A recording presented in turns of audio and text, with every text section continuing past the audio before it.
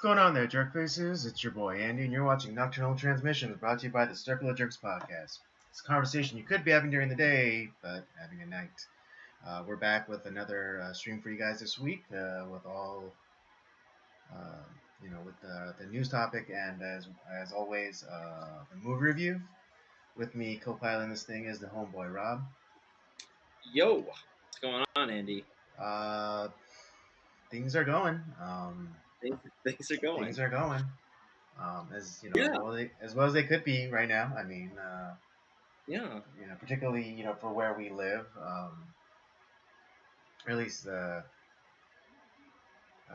we'll be getting into that. As always, we have our movie review. This month's theme is Martial Arts March. Last week we did a review of Police Story starring Jackie Chan. And this week we'll be reviewing Ip Man from 2008 starring Donnie Yen. Great movie. Great movie. Just the fight choreography was just so great. You want to know why it was great is because someone that Jackie Chan fans will know the name. Sammo Hung was involved with the choreography. Yeah, that's right. If you don't know, Sammo Hung is a guy who has done numerous films and stunts with Jackie Chan. And you definitely see. I think they were both part of that Beijing opera company, right? Yeah. And some of you also might, for those of you older, might recognize the name as well, because Sammo Hung had a very short-lived TV show here in the States. Really? I think it was called. I believe it was called Martial Law. No shit. Yeah. I would watch that. Yeah, and I think it also, and I think that show also introduced the world to one Kelly Hu as well. Is that where she got her start? Kind of here. Yeah, other than Harley Davidson and the Marlboro Man as the convenience store worker, but yeah, that's right. A movie we will definitely have to review at some point. At some point. Let me look it up real fast. That's great. Credits. I didn't know he had a TV show here. I would have totally watched that had I known about it. Yeah, it was on. It was on. I believe CBS. Let me double check. Get out of here. Yeah, it was on CBS, and back then CBS kind of had that reputation of being like the old folks network. Oh yeah, maybe that's why I never watched it. Oh yeah. Man. Oh, I totally forgot Arsenio Hall was on this show too. What? Yeah. How am I just hearing about this?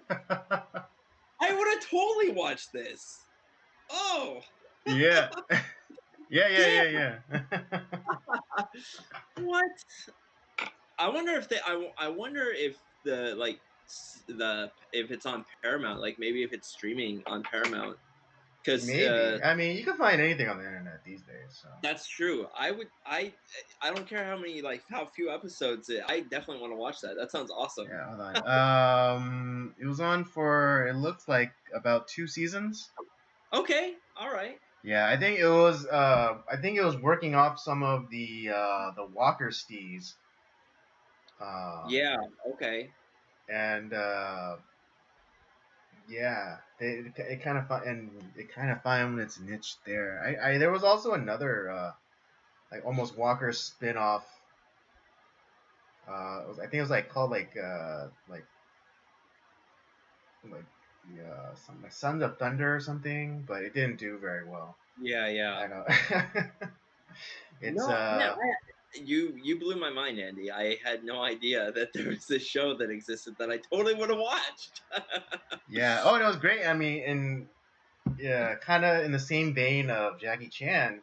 At the end of the show, they would show the bloopers or the take, like the messed up takes of the stunt work. That like the Jackie Chan his production company, they do that a lot. So I wonder if Jackie was involved somewhat in that show, at least maybe by proxy. Well, probably. Just what was it?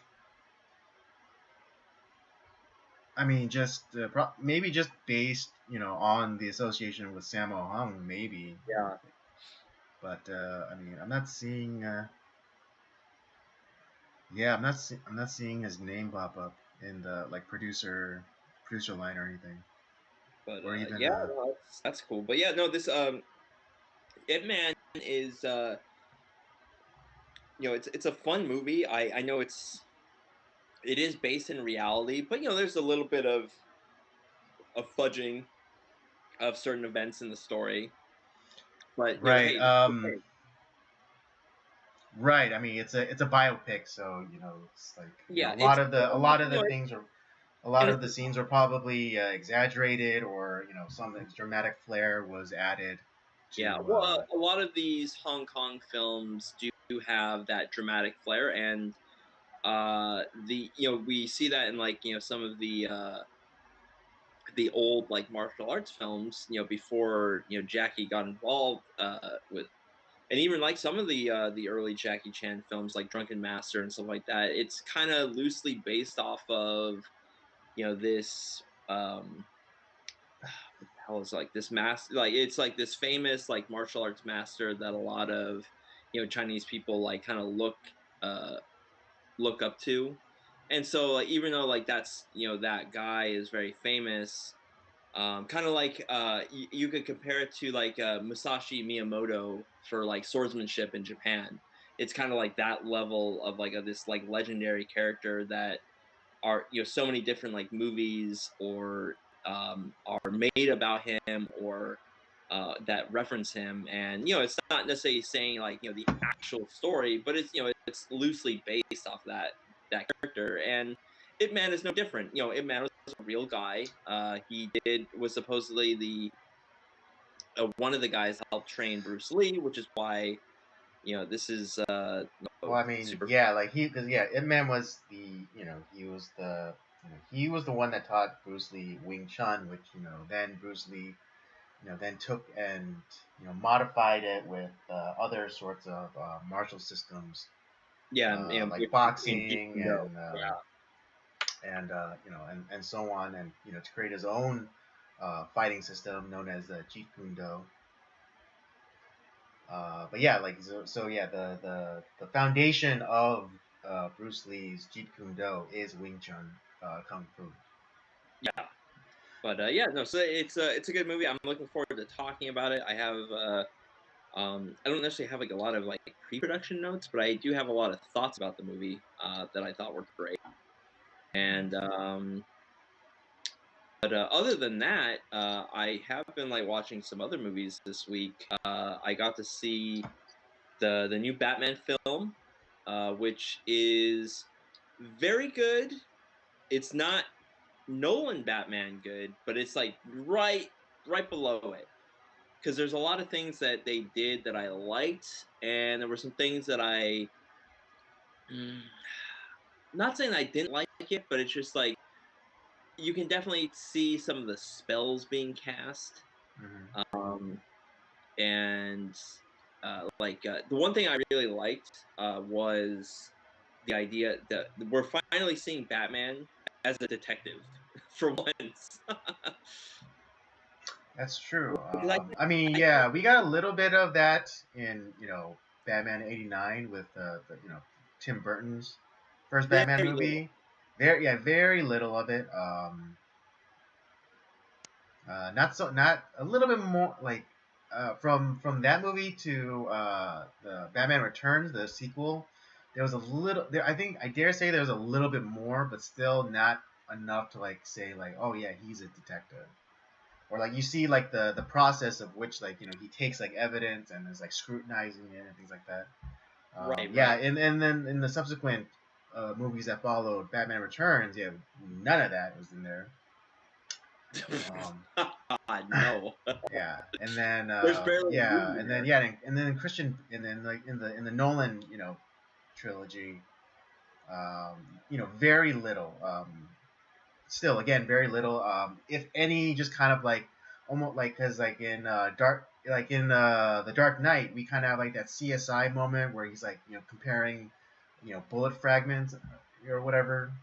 we get some elements of that. Like, because initially at the end of Batman Begins, Gordon gives him like the card of the Right. Joker card. Like, hey, there's this guy that's trying to terrorize the city. Like, can you look into it? We get that moment. Right. We Yeah, get and then right, and then in Dark Knight, you see like the Bat computer, and it's like running like facial rec and scanning like databases or whatever. But it's not him doing the investigation. It's just like him yeah, like punching a few things in the computer. It's like, all right, it's like basically doing a Google search. yeah, which is fine. I didn't really care so much about that, but it's someone that enjoys like the Batman the animated series and is a fan of the comics. Batman is a detective. And the fact that this is the first time I actually see Batman doing actual detective work, I was like, fuck yeah, this is great. And him and Gordon together, kind of like trying to solve the murders of the Riddler. I'm like, yes, I want more. I want more of that. That's awesome. And some people I think didn't really care for what the hell is the guy's name? Jeffrey Wright or Isaac Wright? Yeah, Jeffrey Wright. Jeffrey Wright. Some people didn't like him as Gordon. I actually thought he did a good job. Yeah, he's a black guy, but honestly, like, I like him as an actor, so I didn't really care too much. And I thought Paul Dano did pretty good as the Riddler.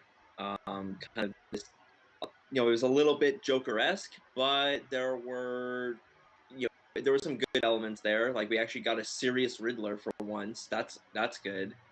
Mm-hmm. Quick question I want to ask, and this isn't a spoiler because I haven't seen it yet, but in one of the trailers, there's a scene where like Batman's talking to the Riddler, you know, in Arkham or whatever, and then he gets riled up and he punches he slams his fist on the glass and he screams something. He yells something, but in the trailer it's not uh, discernible what he says. In the when you watch the movie, in the movie, it's very legible. You hear it. You hear what he says, because had they done like what happened in the movie, had they allowed that to be voiced in so the that trailer, information that something that thing he says is important to the movie. Yeah, exactly. It would have spoiled like what was going to happen in the movie. Okay, all right, then never mind that. But I was curious about that because I saw that. Yeah, because everyone was like breakdown video that I saw of the trailer. Everyone was like slowing it down, like trying to hear what he was saying, but it was utterly incomprehensible. Now that I've seen the movie, I know why they did that. Okay, so it is important. Okay. Yeah, it's very important because it's kind of like the Riddler's last clue, of like kind of because in similar to like how the Joker was in the Dark Knight, like a man that just wants to watch the world burn. Mm-hmm. That's a lot of like what the Riddler is trying to do. Yet at the same time, he's also trying to, in a way, expose the corruption of Gotham's politicians and kind of like rip apart the city. Kind of like the idea of taking these false narratives, these false legends, exposing them to the light and kind of bring the morale and will of the city. So he's the Unabomber. In a way, yeah, he is a little bit like the Unabomber. Okay. Although, yeah, it's so if you've seen movies like Zodiac and Seven, and if you've read or watched pretty much any what's his? Is it Paul Fincher? David Fincher? Any David Fincher movie? Yeah. And then if you've read the comic or watched the animated film, The Long Halloween, that is essentially kind of like you mix all three of those together, and you get the Batman. I think he did a good job. Okay. The music was fantastic. I did like the score. I've actually been listening to the score, throughout the week because, like I said, I really enjoyed it. Zoe Kravitz, her performance not too bad. It just, she's not, her acting chops are not like Brie Larson bad. She did an okay job. I didn't hate her as Catwoman.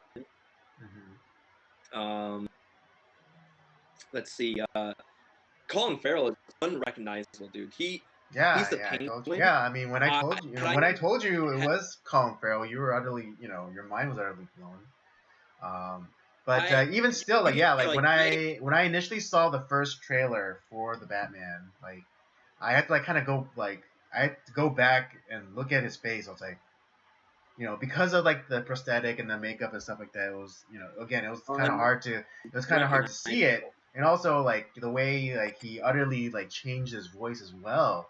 It's not like that usual Colin Farrell. Yeah, so. I mean, I think, so again, he's one of those characters. I think he's one of those actors. I think he should definitely go down the Robert Duvall route and just be a character actor. Yeah, I mean, like that. I think I did mention this last week.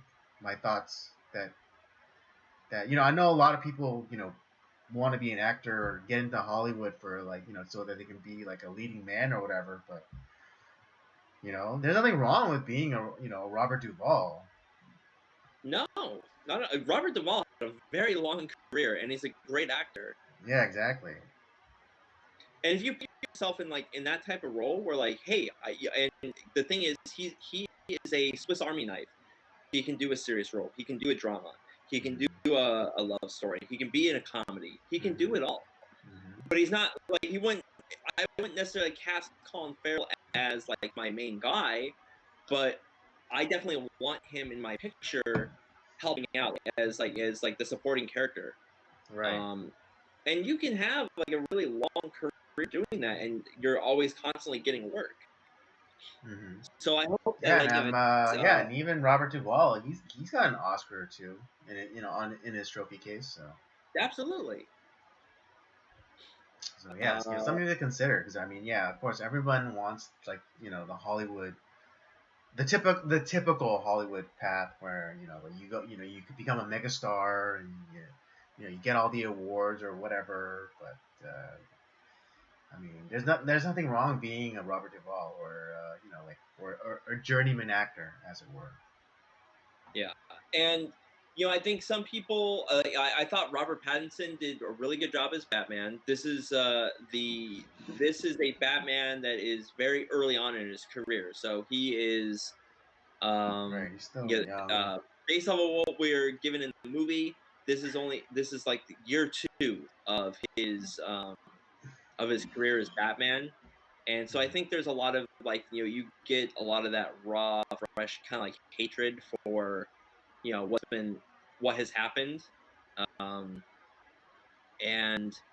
over the course of the movie, start to see him, the Riddler does change him, I think, for the better in a lot of ways, because, they're kind of playing off one another. And I thought Andy Serkis as Alfred was a great casting choice.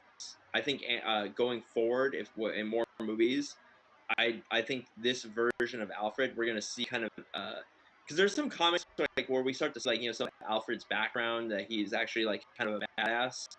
I think we may get to see some of that with the Andy Serkis version of Alfred. And I think this is going to be a successful franchise. I feel I'm pretty confident with Robert Pattinson and Matt Reeves at the helm.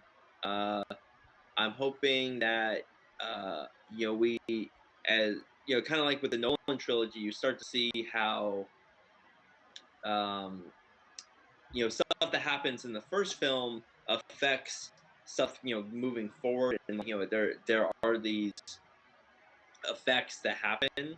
and I kind of hope we see the same thing as we start to see Batman grow and change as a character in as he develops in his career and different villains that he faces. So yeah, I think overall, Andy, I think you would be happy with the movie. You know, some people are saying like, "Oh, this is even better than Nolan's Batman." It's like, no, it's not. It's just No, it's not. calm down there, son. Yeah, calm down. The Dark Knight was arguably the best picture of 2008. It probably should have won for best picture. And it did win a bunch of awards. I think it did win best supporting actor with Heath Ledger, Yeah, and a bunch of other stuff. But it was definitely in that, which for a comic book movie is pretty intense. Because it's not just a good comic movie. It's one of the greatest movies of all time, The Dark Knight. But it's tiered down. It's probably like an A minus, B plus movie. It's really good. All right, there you go. The other thing I watched too, I don't know if you've ever seen a movie called Nightmare Alley. No, but I've heard of, I've seen the trailers and stuff for like the new, or I mean, because I know you did bring this up to me, and like this new one that's coming out, that's a remake of another movie that came out previously. So this is here's where like a movie like from Nightmare Alley, I think was from '47, which starred Tyrone Power. Tyrone Power was a guy who did like a lot of these like adventure movies and was fairly typecast. He was a very popular actor. A lot of people liked him, and kind of similar to like Jackie Chan, you weren't going to see a certain genre. You're going to see Tyrone Power, because he was very popular with a lot of fans. And this is the movie that he was trying. He wanted to take on the role to break out of the typecast that he'd been given, and he wanted to take on this very serious, role in Nightmare Alley. And he did first of all, he did a brilliant job. But the problem is, it's a B picture, and nobody went to see it. That it was not very well received in the box office, and unfortunately, Tyrone Power never ventured out again. He kind of went back to his more usual roles. But I think and as good as it is, it's a great movie.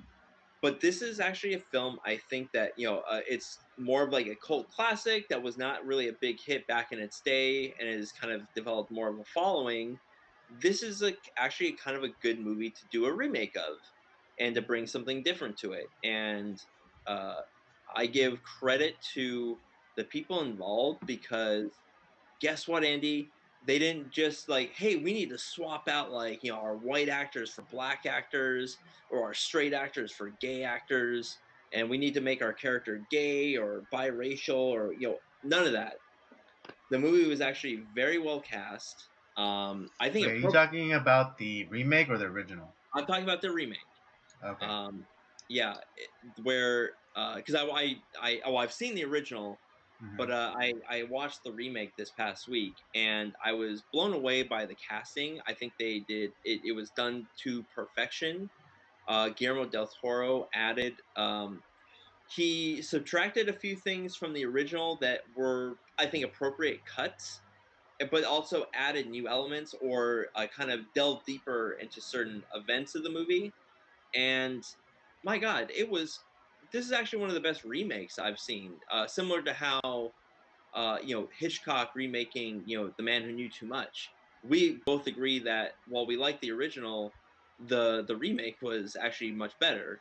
Yeah, with Jimmy Stewart, right?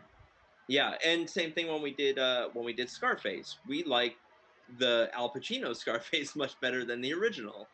Yeah, maybe not his horrible Cuban accent, but overall.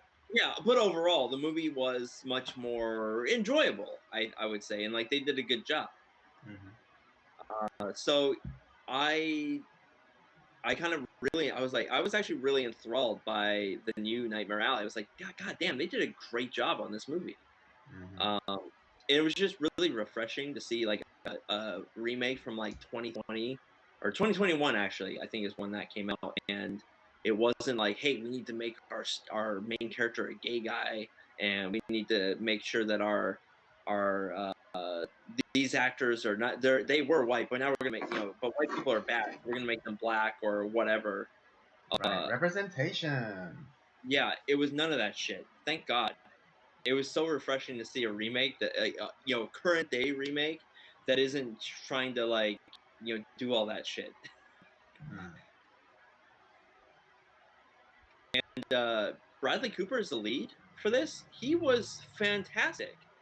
I think this is the first like real serious role in of his where like he was very believable as the main character in this movie. It was real good.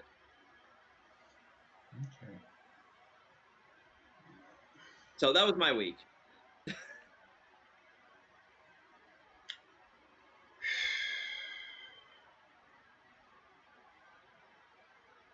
All right.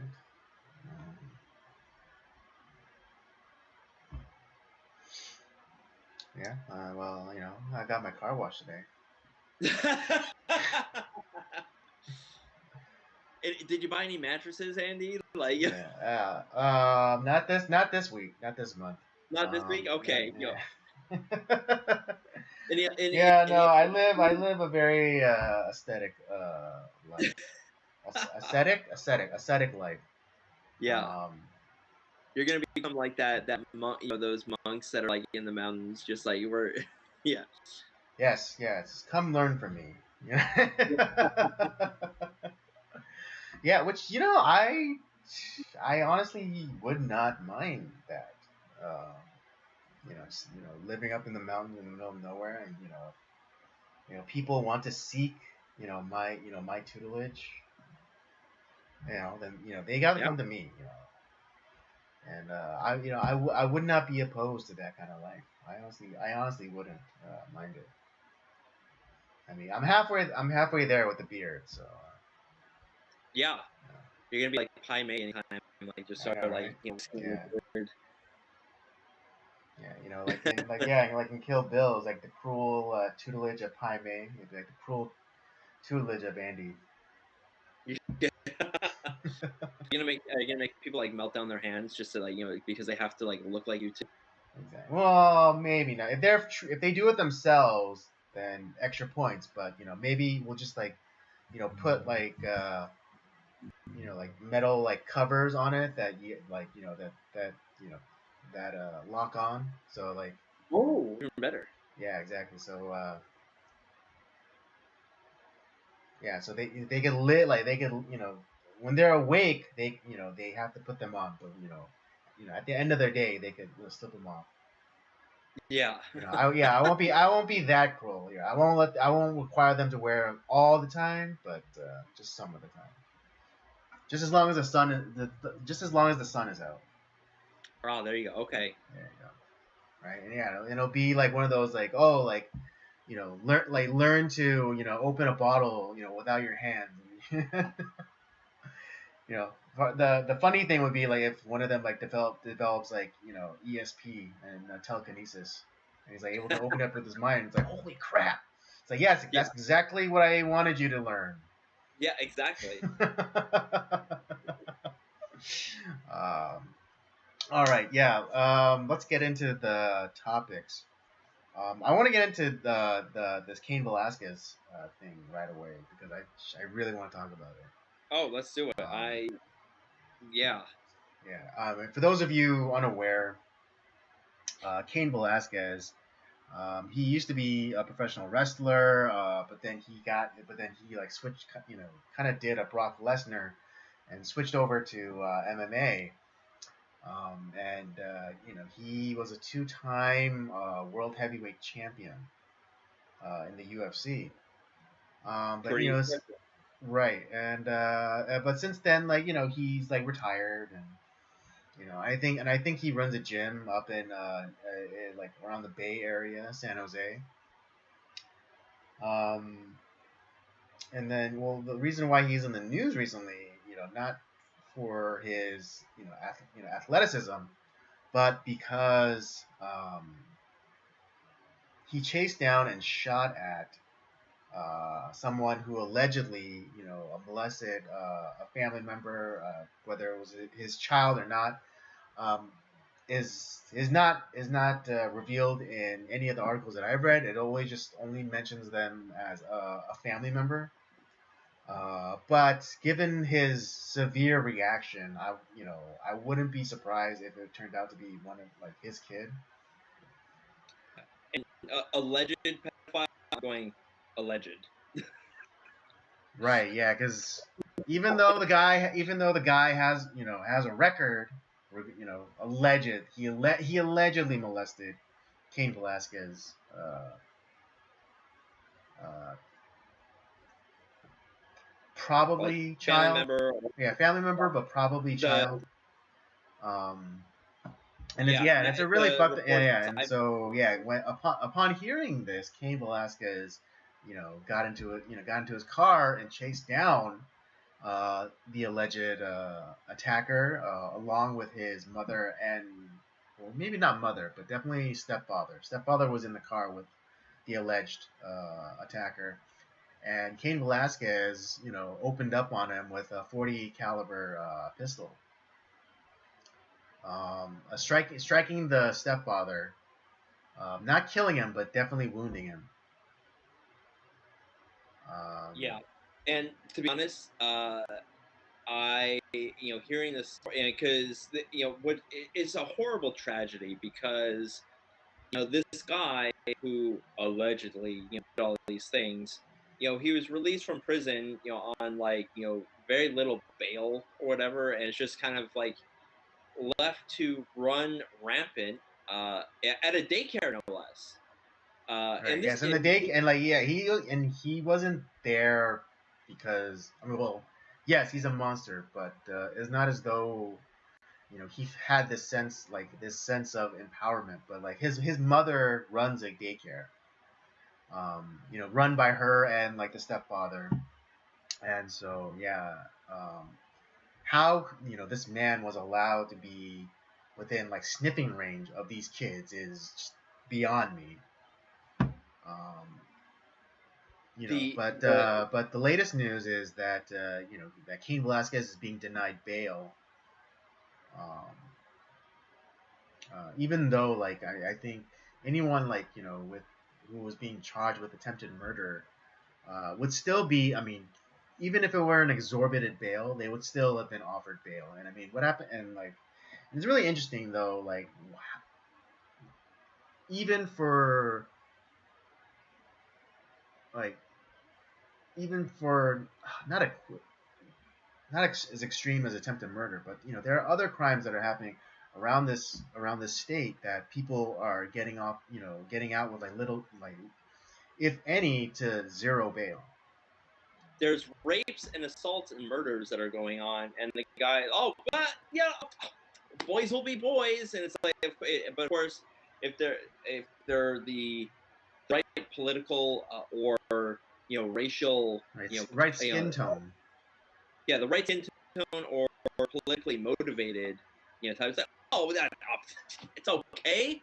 But if you're on the other aisle, if you don't have the right skin color, or you're on the other political side, they're horrible.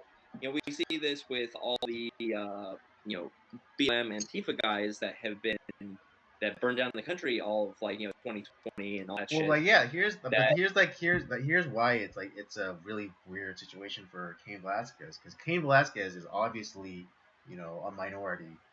I understand. This is where I'm saying it's not about. But it's not about but he's the wrong type of minority. He's a guy that is it wants pedophiles dead, which they should be. That's wrong. So that's where he doesn't line up with the if he was doing something awful, if he was right, if he was knocking over a high end Burberry store, or doing a smash and grab, maybe it would, maybe the judge would turn a blind eye. Oh, you little scamp! Go on. You little rascal, and tussle his hair. I mean, if he had hair, but necks. huh? It's like you only snap 2 of the guy's necks. I know, right? It's like he broke his he broke he broke their wrists. Who cares? Yeah, it's not like they died. Like, get out of here, scamp. But because he's going after this, new, it's this burgeoning protected class and pedophiles, which honestly, if I was in his position, that guy would have a shotgun blast size hole in his crotch. Oh yeah. Right, and and you might, some of you might, be hearing this and like thinking like, oh, you guys are being like hyperbolic or you're exaggerating about like how pedophiles are becoming a protected class. But I mean, just like before like the whole pandemic thing happened, there was that that California state senator and it's hilarious because his last name is Wiener. But yeah, he's he's a Mo. And he's one of those like degenerate Mo's, that go out to like the pride parades and as a leather daddy or whatever, and he got legislation passed to what was it? A lot of things. He got knowingly passing AIDS to somebody, knocked down to a misdemeanor and not a felony. And he got what is it? Sentencing of uh, basically pedophilia down to judge's discretion. Like, I think the rule was if you're caught with an underage person engaging in sexual activities, but it was like of the same sex, it was straight prison time, as opposed to if it were, caught with an underage person, but it was like a hetero engaging in heterosexual relations, it was left up to the judge's discretion, and instead of raising even the hetero, you know, uh, sexual activities with like a minor up to this, to automatic felony, he got the homosexual like pedo activities dropped down to judge's discretion. My God. Yeah. So yeah, I mean, I'm not saying like because it's heterosexual, it's like it's more permissible or anything. I'm just saying. Yeah, just instead of bringing down the crime for the homosexual pedophilia, make the heterosexual pedophilia a felony too. No one would have objected to that. And then you also have guys like Roman Polanski is a convicted child rapist. Well, let's just call him what he is. He's a fugitive. Yeah, but the thing is, he is a celebrated figure in Hollywood. True. They still cheer for this fucking guy. Yeah, I mean, what was it like the last he was awarded of that crime in like the mid '90s. He was awarded the Oscar for like the Pianist, right? And he won it, and like of course he wasn't there to collect his Oscar, but motherfuckers still stood, gave him a standing ovation.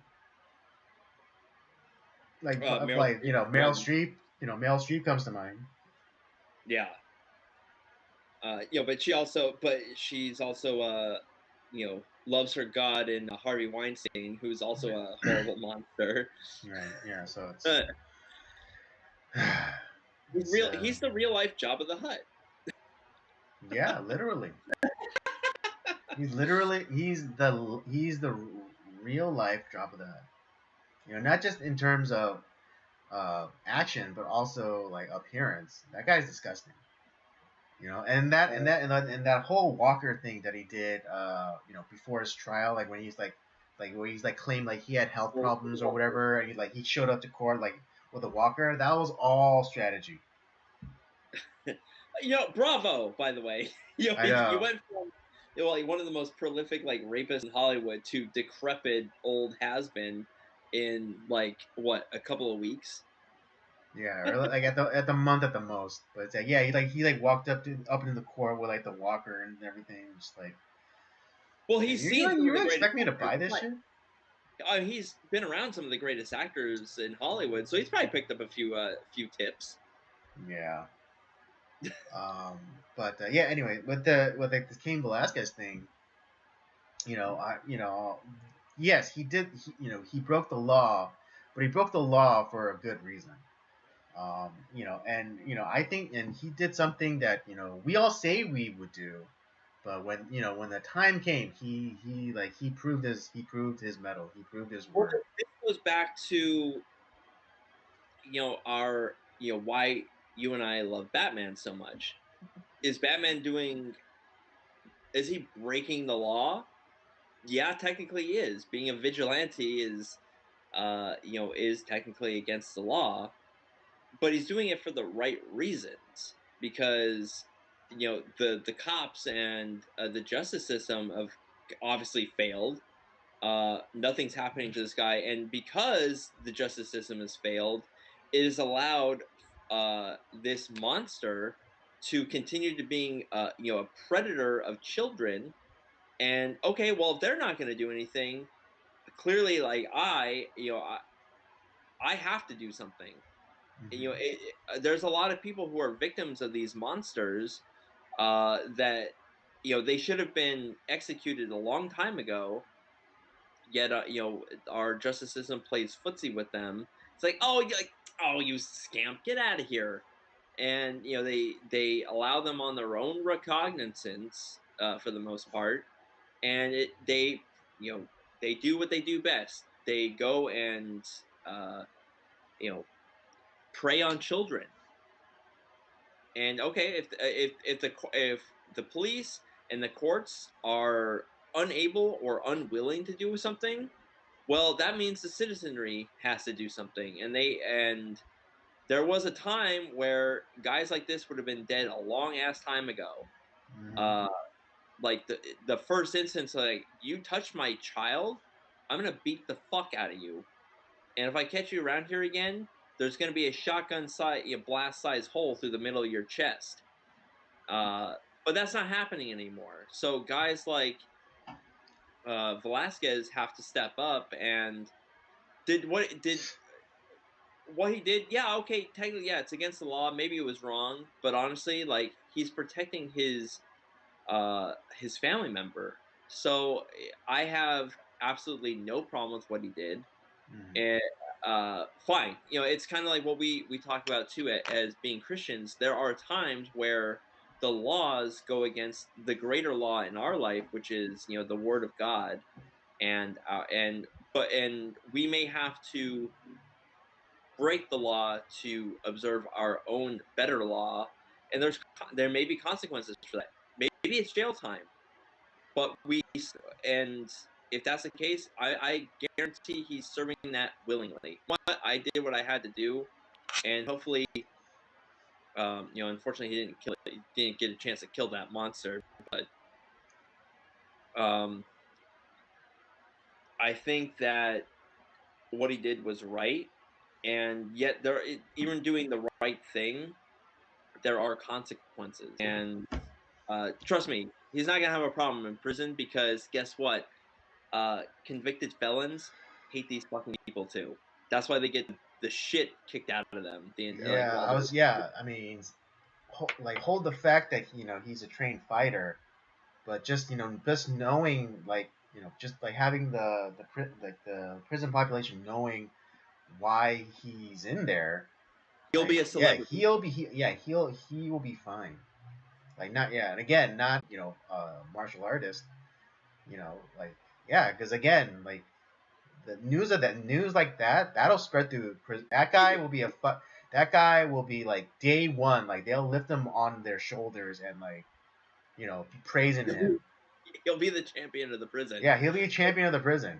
What'd Like you do, bitch? every day, like every day during mealtime they'll be offering up their pudding cups. Yeah, it's like, what'd you do, big boy? I tried to kill my son's pedophile. Oh, all Yeah, right. yeah. I failed, unfortunately, but I Yeah, tried. I shot at the guy who molested my son. So yeah, yeah, every single day, people like all the inmates will be offering, Cain Velasquez their like if he gets convicted of course. But yeah, like everyone in the prison will be offering their pudding cup. Yeah, and honestly, like I think of like we did that movie with Dave a number of months ago, Law Abiding Citizen, Hmm. and up to a point, I was with Gerard Butler's character Hmm. where he was torturing the man who uh raped and murdered his wife and daughter. Hmm. Uh, and yeah, I was like 100%. As what he did, it's disgusting, but I am 100% behind that. Uh, Pedophile rapists need to be inflicted the worst horrible torture and deserve to have all the pain that they can feel while they're alive and then burn in hell and die. That's Yeah, that's I mean, yes, sentiment wise, but that's where you and I would I think part ways in terms of method, because yeah, I don't like yeah, I'm not so sold on the torture thing, because torture is just another form of intimacy. Um, and here's why I I rather just I rather like everyone talks about like, oh, the sweet satisfaction of like pulling out the guy's fingernails or cutting off his eyelids or whatever. Just like you know people don't realize, but that's like torturing somebody. That's a very intimate thing. but And here's the thing and though, I Andy. but and I'd rather and I'm someone who's more more clinical, and I would rather just like as a scalpel just like go in there, shoot him in the head, and walk away. Here's why I disagree, Andy. Not because I'm not saying you're wrong in any way, but this is why I disagree. Is when you do this to a kid, especially like little kids, they are. It's you're not just like yes, you're hurting them in that moment in a horrible way, but the problem is that the scars that are left in those people, and unfortunately, like when a lot of these like rapists, it's like a disease. It spreads, through like this act, and a lot of these people who are pedophile rapists, it's because they had it done to them, and the the effects of that situation just could potentially some people do recover and like live a decent life, but there's a lot of these people who end up having their lives ruined, from like 5 years old or very young, and it's not just that one time act, it's something that like destroys them. So Right, and I mean, okay, that's and why I'm with them. I don't disagree with any, I don't disagree with anything that you or you say in your reasoning. I understand, And but that's why if monsters you, have horror but when inflicted on them. no, but here's the thing, when you take the time to torture this person, you are spending time with them. You are allowing them to become part of you as well. All right, and like and I dare say, like, like try, and like all like of the horrific things that you would do to this person, like just try to unsee that, like try to divorce yourself from that kind of thing. You can't, and so in a way, they're still spreading that monsters, that disease, even though like even though you're technically in control, they're still spreading that disease to you because they're making you become that monster. Like at the very least, these people need to be executed. Right, and I'm just more the type where it's like I want it done, I want it gone, you know I don't want any part of this person to be like have a chance to get it themselves. I'm spending, I'm taking the time to like, remove this guy's fingernails or cut off the guy's eyelids or, or extract each and every one of his teeth. That's time with this person that that person is coming into me. Fair enough. Yeah. I mean, I totally understand the argument of like, oh, like these people have to be punished or, and whatever, but, you know, if you succumb to like that kind of like torture like mentality, you're still allowing them to affect you. You're allowing them to I mean, even if they die or when they die, they still leave one last victim, and that's you. It's either, like I said, I have an extreme feeling toward that, but like at the very least, they either need to be executed, or if you don't have the death penalty in Right. that state, they need to be put in like with everyone else in the Yeah, Gen general prison, Pop. Yeah. and let them handle it.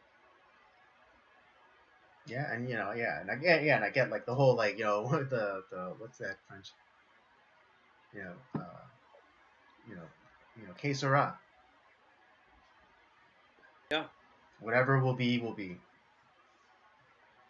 Yeah, I mean, I'm with you there. I mean, I would just rather just like, have it like stop right then and there, just end it. But I guess I wouldn't be opposed to the que sera tactic. But my preference would just be to just kill it outright. But And you know what? You're probably right. That's probably honestly, that is probably the best way to do things. I think that these monsters need to. I feel like doing that, they're getting off too easy. right. But well, I mean, but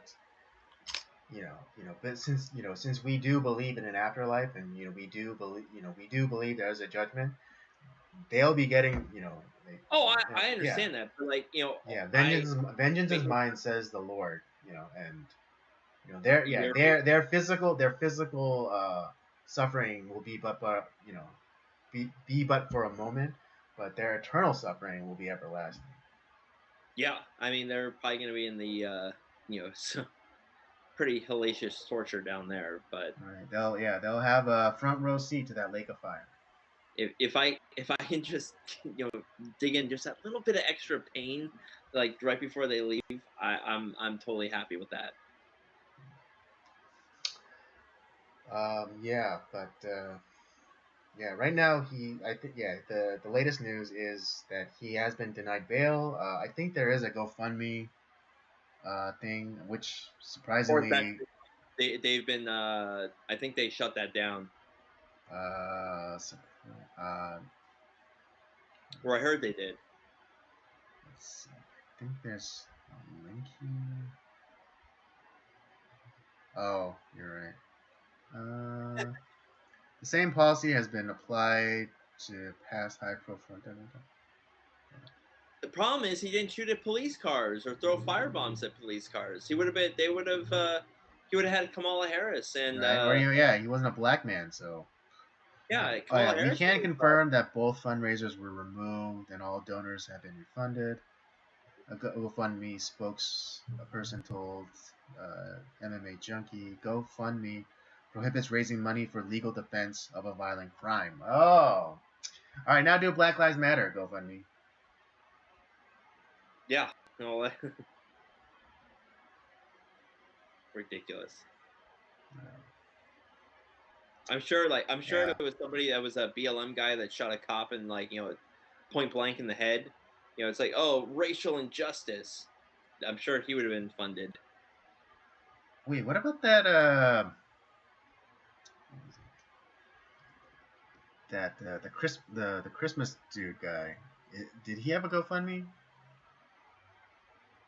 The Christmas dude.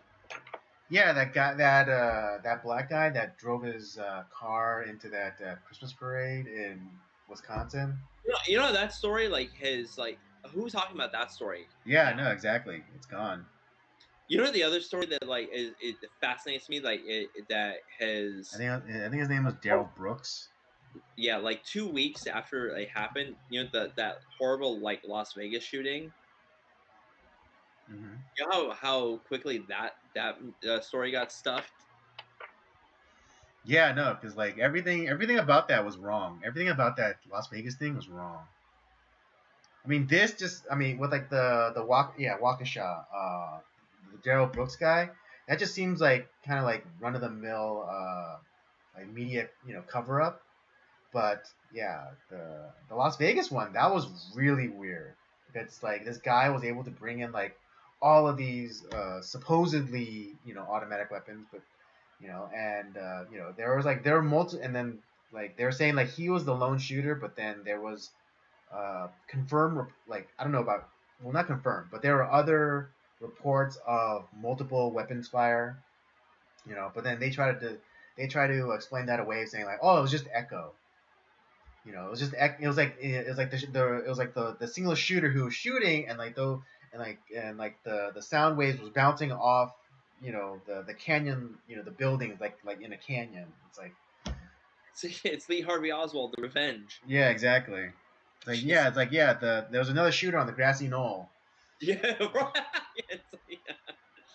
But it's just like these stories, man. Like these criminals that like when it does not fit the narrative, my God, how quickly these stories just get stuffed into the memory hole. Mm-hmm. Oh fuck, he's black. We can't really talk about this Right. story. Or they lie by structure and say like, oh, a car runs into Christmas State. It's like, was it on Overdrive? Yeah, Was car from like was this car from like a demolition where it has Overdrive, and it's like, yeah. It's just a handle in the. yeah, I hate please not guilty. I was just running away from another scene, and that was another thing. It's like, oh yeah, I was in a knife fight, and I was trying to get because I was losing. all of my media posts, everything, how they all died. Right. Yeah, it was like that one member literally stalked a Trump person, and he was saying like how 100% Antifa, Yeah. and then he gets himself into some death by cop situation, and then he gets killed by the police. But yeah, and was this. I forget when we talked about the story, but we're getting to the point where well, they're not going to call them fellas anymore. They're going to call them maps. Yeah, minor attracted person. It's already happening. Yeah. But we saw that TED Talk, that they tried to stuff down the memory hole. Mm-hmm. We saw that TED Talk talking about the very same thing. I read that Slate article. They were trying to praise the guy. Like, oh yeah, I have this strong like attraction to minors. I never act on it. And it's just like, oh, you're so good. Oh, what a good boy you are. Like for not acting on, trying to stick your dick in a 5-year-old. It's just like, what the fuck? And but like that's again, I have that are close to my circle that think that I'm fucking nuts. It's like, you watch that. This is gonna be the next thing. This is what happens when you allow sexual degeneracy to run rampant. Yeah, sure. Today it's just gay and lesbian relations, which like I said, I'm not a huge fan of. I don't. To be honest, I don't really care.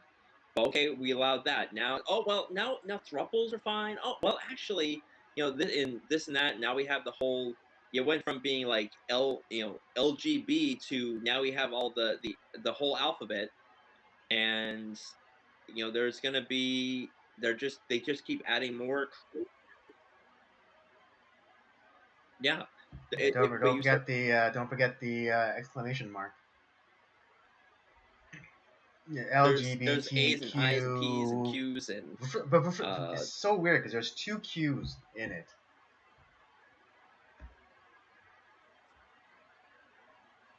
Yeah, no, but it's just so funny because there's 2 Q's. There's even 2 in it, like the number 2, because of course because Two-Spirit. I remember I was having a conversation with this person, and he literally brought up the old. Oh, he literally brought up that point where and it's rip like, out the hearts of their Native enemies American, and sacrifice them to their cultures. pagan They have this thing called Two-Spirit, and I was just like, yeah, well, Native Americans used to eat babies. Should we allow that too?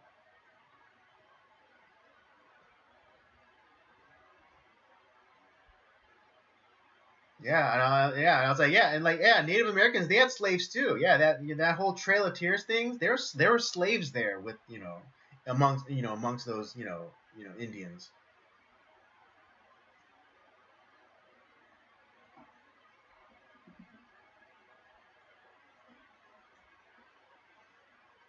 Right? Yeah, but we're yeah.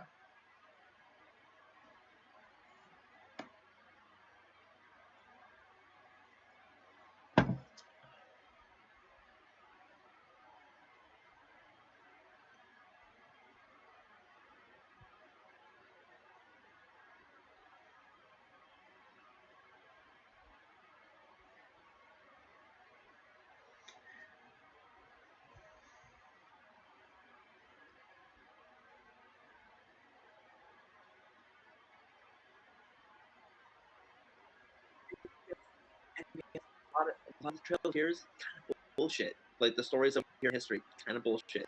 Not as bad as we kind of think. Right. It's yes, A lot of the yes, people that did were America break treaties? Yes, but so did they. with all the broken treaties that we just like The Indians that we broke as fucked many over. All right. broke. Yeah, we're not saying like that America was always on the right side or anything. It's just and you know Yeah, and I'm not saying yeah there were some peaceful tribes and we got along with them and then there were some asshole tribes that went but around not every scalping tribe was people, bad. and so we There had were like good it's tribes.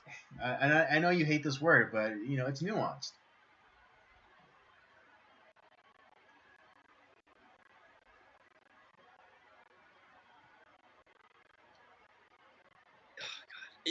You're using the right word, Yeah, I but know. God, that word has It means been nothing to you. I just know. stolen I feel the same of way about like when all I hear diversity. It's like I don't. credibility. Yeah, it means like you're. Yeah.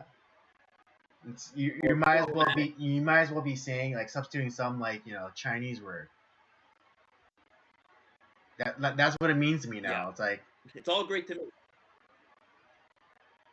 that's what it means to me now. Just like some foreign sounding word like diversity. What does that even mean anymore? It doesn't mean shit.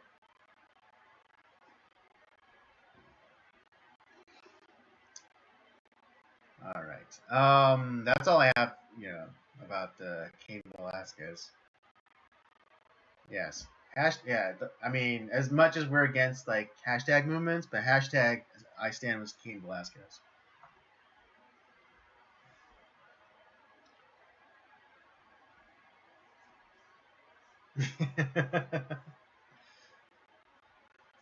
Yeah. Yeah.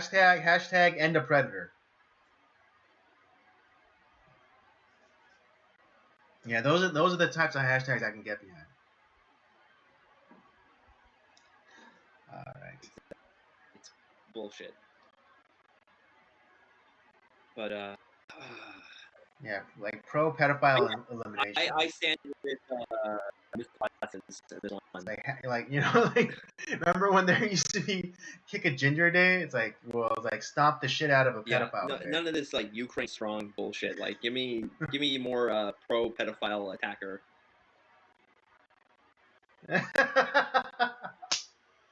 Yeah. Oh yeah, the one that died or the one that just got his no, a lot no of these wait, which one? a lot of Yeah, these pedophiles are okay, gingers. yeah. The kid that guy that Kyle Rittenhouse killed was a ginger pedophile. Oh yeah, shoot me, nigga, shoot me. Yeah.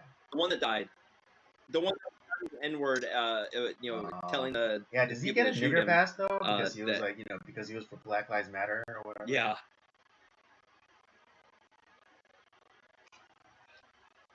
Yeah. Right. Maybe. He's also And crazy. okay, That's and helps. I mean, like not literally crazy. making He was literally correlation causation, but he was a small hat.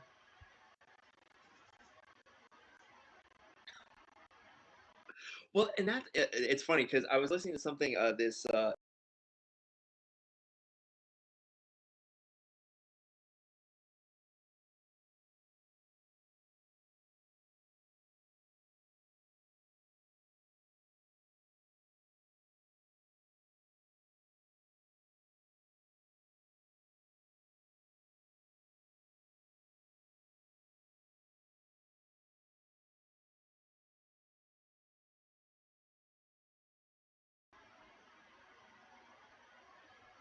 interview with Owen Benjamin recently, and the reason like where he was calling, why he was talking about why he got so much flack, like why he was called an anti-Semite. Like, no, I'm not. I'm not like anti-Jewish. What I was calling out people who are known pedophiles, and it just like so happens that these guys happen to be Right, Jewish. right. A pattern came to the surface. Yeah, it's not that and in fact, I didn't even know half the guys were Jewish. It's just like I know these guys are pedophiles, and I hate pedophiles. And so now, because pedophiles are a burgeoning protected class, I get called an anti-Semite. Kind of curious, and Right. it's like Yeah. What was it? I didn't say In a all recent. Jews he didn't say all Jews are pedophiles. No, it just happens that these ones happen to be all of the Jewish persuasion, not probably not practicing Jews, but uh, of the Right. culture. Right. More like And more. Not even like culturally. They're probably just like what is it? What's the word he uses? Liability shield Jews. yeah, that's exactly what they are, and he's 100% right. Because I Mm-hmm. know a lot of good Jews. They're great people, and Right. Because yeah, you have like kind of like the you kind of have like your like Eastern European Yiddish Jews, and like with the matzah and the da da da da, and you have your Delhi Jews, and and then you have your you have your accountant Jews or whatever, and then you have like your degenerate Jews. yeah, and it just so happens he went after the degenerate Jews, and it's like it's I didn't call them out because they're Jews. I called them out because they're horrible pedophiles, and I hate them. Right. Yeah. And Interesting. There was a funny joke that I caught in one of his recent live streams, where he was recounting the story from someone that was kind of like part of like the Canadian trucker thing, yeah, yeah. and like the person like just asked like got kicked out for like anti-Semitism for right, but in like and then what is it, Owen Benjamin, he came up with the joke like, oh, I bet he got kicked out because he asked where the money, he probably got called anti-Semitic because he asked where the money went. Was going. Yeah, Yeah, where the money probably. was going. It's like, oh, A you're so very anti-Semitic. It's like, I just want to know where the money's going. a question that we ask ourselves. I guess we're anti-Semitic too. Then. Yeah, I mean, what is it like that guy, BJ again, you can't make this shit up. The guy's name was BJ, one of the leaders, or people in charge of like the money was named BJ Dichter. He all like, just as everyone was getting arrested, he books it out of the country. Yeah. And like again, like now we don't even hear, like, I mean, even through like my alternative like media sources, like I don't even hear about like the Canadian truckers or BJ Dichter or whatever. He's gone. Like he took that he took the money and he scrammed. He is 3 sheets to the wind. He is fucking out of here. Yeah. Well, speaking of truckers and protests and whatever.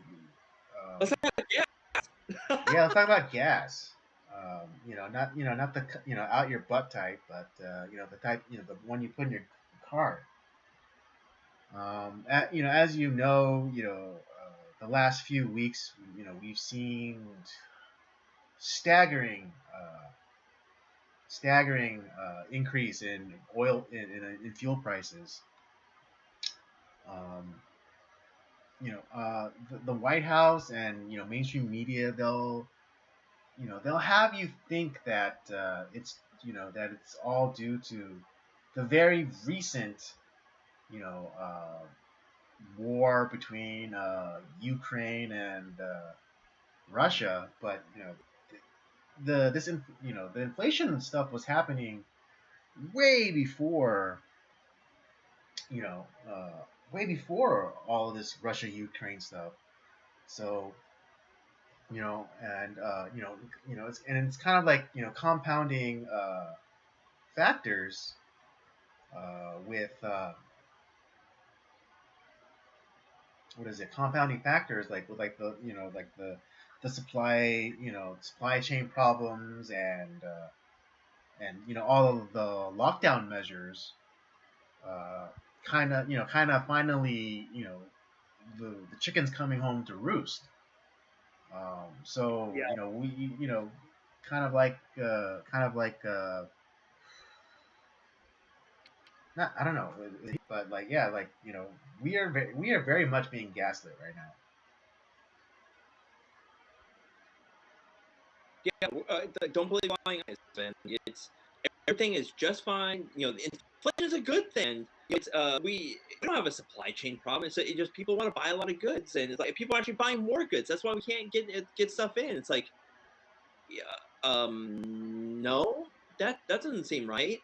Um, you know, how is my dollar being worth less than it was 2 years ago?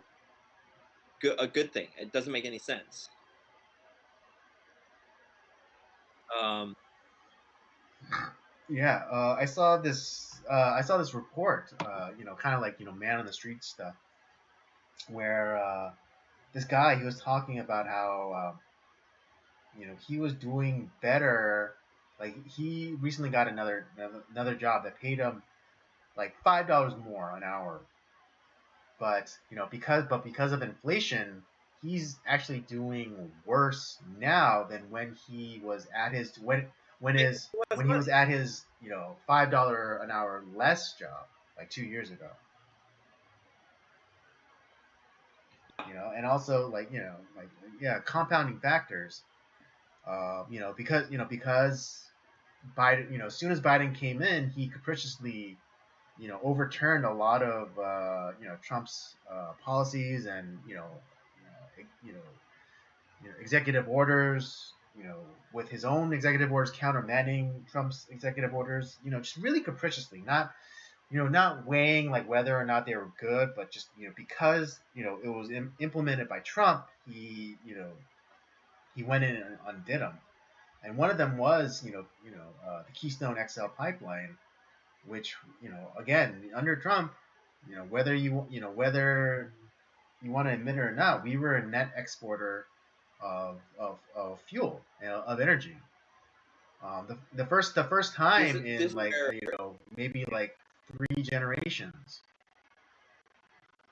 this is where uh, these were some of the big things that Trump did. That I was like, yeah, thank God we were not only becoming more energy efficient, we were using our own stuff.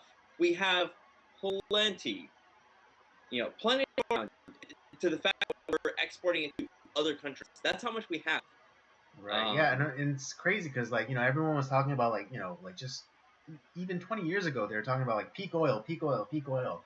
But like we, but now, guess what? We're like finding more of it, and even like places that we supposedly drained, they're actually like refilling, like parts, like part. Dinosaur fossil, fucking morons.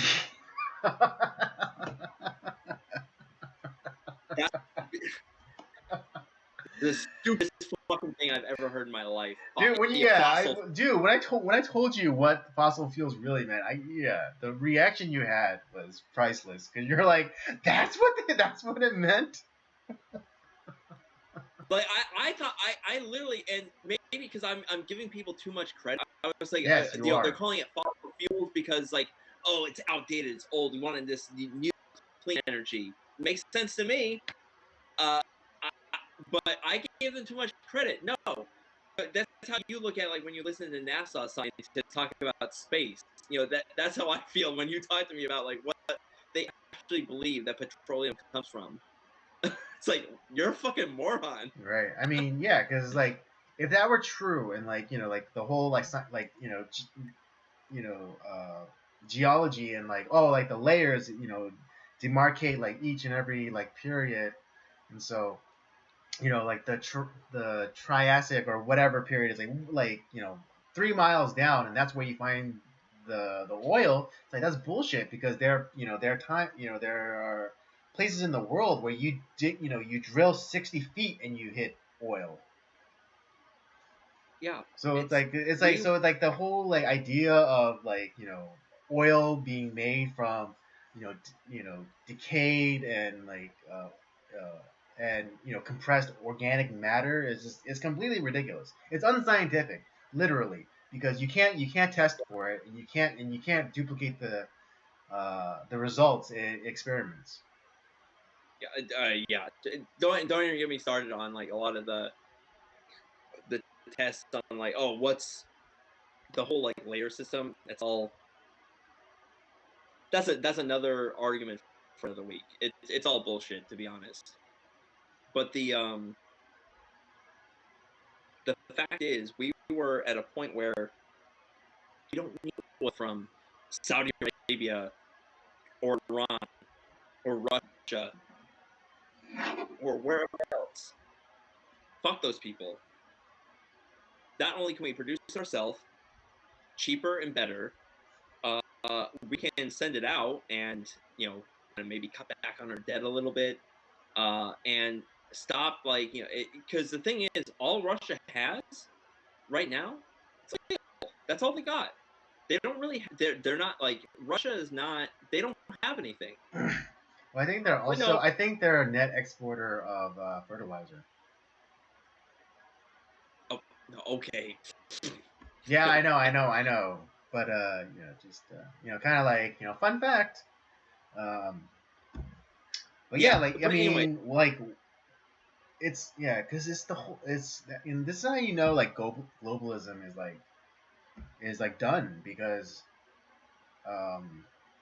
what is it like all these companies like pulling out all these like digital services, anyways. They're pulling out of Russia, and like Mastercard and Visa are no longer offering services. But it's like okay, it's like okay, and then Russia starts implementing their own things, or they start working with China to work off of China's monetary transactionary service, and so yeah, Russia is not gonna be feeling like too many of like these sanctions, that Russia, this he's laughing. He's laughing at Joe Biden. It's like, oh, sanctions. Oh, that's cute. So it's not affecting him at all. And so all he's doing is it's shifting him. It's like, okay, well, all these Western countries and their companies are not gonna help us with certain funding or all this stuff like that. It doesn't affect me. We'll just go to China, or we'll go to these other places that are don't give a shit about all that. And so finally, like we say, oh, we're only getting 3% of our oil, which means that they're probably getting a lot more than that, because why would you believe the CNN or Jen Psaki and the Joe Biden regime? But like, oh, we're not getting oil from Russia anymore. Like, we're gonna go to Venezuela. Oh, good, a country that is not only just owned by Russia, but China and Iran. Three of our biggest enemies on the globe. But so we're just gonna fund them. That's great. yeah, Maybe not directly, but also we've been denigrating as being like this, some backwater, or being utterly corrupt, for at least for the past like decade or so. So now, like, yeah, we come like to them like hat in hand, asking very nicely if they would share some of their oil with us. And I wouldn't be surprised if Venezuela told the U.S. ambassador or whatever, like, go kick rocks. honestly, they should. One one thing I'm saying too. Every gas station I've gone to in the last month has. I don't know if you've seen that I did that Joe Biden stairs. Yeah. Absolutely. Every I, I, gas station I've gone to. I kind of want to see the, was it Nancy Pelosi or was it Kamala Harris? But it's like, yeah, it's like I helped. Yeah. Oh, dude, I want to see that too. I want all those stickers because it's just like, does it do anything? No, but it's just like that American, just fuck you to kind of like But we yeah, can't really do much right now. It's the most effective campaign that we could wage right now, and that's meme warfare. We're taking because that sticker is a meme. That sticker is a meme, and if we could put it in reality, so like where everyday people can see it, then that's more powerful than if you shared it like with like on Facebook or whatever with like where half of your friend list are liberals. Or writing a book or making a movie. Exactly. Yeah. So that's the thing that we have to do. It's like we have to meme in real life. Yeah. Because it's so effective. Because like the meme is true. Like the left can't meme because because memes have to have some basis in truth. And right now they don't have the truth on their side. Yeah. And what I mean, and this is where it's kind of fun to like because my wife is still kind of like all this stuff is kind of new to her. Mm-hmm. And she's like, why the fuck is gas like $5.30? Oh, let me spin you a yarn. Like, let me tell you this tale of why it's $5.30. It's like, oh, that is our wonderful government at work. That because we were 2 years ago we were energy independent. We didn't rely on other countries for oil because we have plenty here. We don't need to rely on these horrible monsters around the world. But we have a government now that is beholden to these monsters, Russia, Ukraine, China, Iran, and these countries are in the pocket of the current politicians. And now that there's a war between Ukraine and Russia, and we are feeling the effects of that. And oh well, now we're not going to get our oil from Russia anymore, but we're going to go to this other horrible country that is starving and murdering its dissenters in Venezuela, which is a country that is currently owned by all three of these horrible places. And that's why we have a lot of refineries are shut down, a lot of our pipelines are shut down. Everything is just like, oh, because it's the sun monster is gonna kill us for the American stuff. But if we go to Russia, that's okay. The sun monster won't get us over there.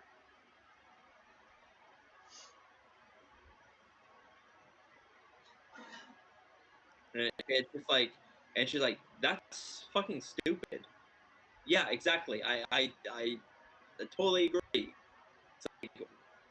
And she's furious. It's like, yeah, this is why we don't vote for these assholes, because they hate you. They hate you and me. They hate everyday Americans. They only care about themselves, and they will sell everyone out to make a buck.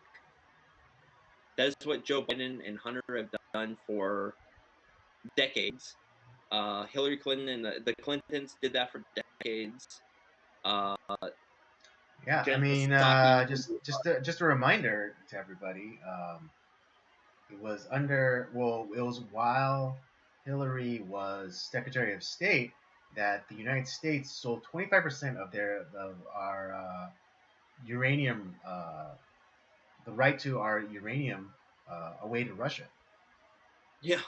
Just okay, and I mean, yeah, I know I have my thing, thing with like nukes or whatever, but I'm not saying that that's not valuable. I'm not saying uranium isn't valuable. Very bad. Right? And I would prefer that my country have rights to resources in its own territory for us, and not some other country. And a country that I'm constantly being told is our enemy. Yeah. And here's the thing: if Russia finds, they have, some sort of like, nuclear technology that they discover in their own country, fucking let them have it. I don't give a shit. It's to me, it's just like, why Right. are we? It's like Why these are we people. providing other? It's these people who like freak out and talk about like colonization. It's like, oh, Americans are, or white people are colonizers. It's like, okay, what if another country does that to us? What if like, okay, let's say it was an African country, right? Let's say it's like Zimbabwe. Zimbabwe comes in to makes a deal with our government to 25% of all the uranium that's in our country. Yeah. Or like, let's not, okay, the U.S. government makes a deal with Zimbabwe for 25% of our cattle production, 25% of our beef. That's a lot of beef. That's a lot of fucking beef. Yeah. Beef that's not going to, it's like, it goes like back to the Bible where it's like, you know, um, you know, uh, when Jesus, does, is teaching, and it says like, oh, which one of you, if your child asks for, asks for bread, will give him a serpent. It's like, this is no different. We're all supposed to, there are, what is it? I just watched a video on this, but there are different jurisdictions essentially. There's your country, there's your church, your community. I mean, if you're not religious, then like, let's say a community, and then your family. And they're all kind of like versions, like like from micro to macro. And they're supposed to be versions of the same thing. So it's like, why would you not first look after, your family? If your son, if your child, asks for bread, it's like, but you give them, you give them a cinder block. What good is that? If your community asks for, if your community asks for, a community garden, but you give them a strip club. In a lot of ways, our resources are limited. We can't. We're going to run out of this and that. And it's like, no, we're not. Well, first of all, the loggers are not clearing the forest. That's just not happening. Because guess what? If there's more forest, guess what? The loggers are they're out of a job. So they're not just clear cutting forests and they're replanting. They have to, because otherwise they don't have work. On top of that, we have farmers who are producing. We have, especially in the country, among other things, we produce so much, food products here that we can feed our world just from the country alone. But guess what? Our government gets involved, and to regulate the price of whatever, they tell the farmers to burn their crop. They get paid. The farmers get paid to burn their crops down. It's like, well, the other thing that we could do instead of just burning the crops, right? It's false is we scarcity. give out without letting people know. We give out a certain percentage for free for the people who don't have jobs, or who are hungry, all around the world. People don't need to be fucking starving. Right. Yeah. It's all false scarcity. It's all false scarcity. It's all bullshit. Petroleum is not going anywhere. The supposedly like dry oil wells, when you stop pumping for them for a while, guess what? They fucking refill. Yeah. Yeah. I mentioned that, like, places in Texas where they used to drill, like they, since they stopped drilling, yeah, they like almost like refilled themselves. And I'm not saying like let's not look at like other sources of energy. That's totally fine. I have been a huge proponent of nuclear power. clean, safe. Right. But I no. mean, like right now, yeah, I know. Right now, like how they're like approaching energy is like ass backwards. It's because they're like, oh yeah, we have to go all electrical. It's like, yeah, but we don't have the infrastructure for that. Like like what is it? Colbert, like when in his like and his his big brain take about like, it's like, oh yeah, yeah, it's like I'm willing to pay for $15 a gallon, because I own a Tesla. And like Pete Buttigieg and like Kamala Harris coming out and saying like, oh well, if gas prices are too high, just go get a Tesla. It's like, motherfucker, if let's just for the sake of argument, that everyone did as they suggest and get a Tesla. If everyone in America try to plug in their Teslas to charge them, they would destroy the power infrastructure. Not and the other thing on top of that, the lithium mines those are real environmentally damaging. That damages the environment. You look at like where a lithium mine is; it's a wasteland. There is nothing that grows there, Right. and on top of that, there's no way. I mean, maybe we'll find a way later on.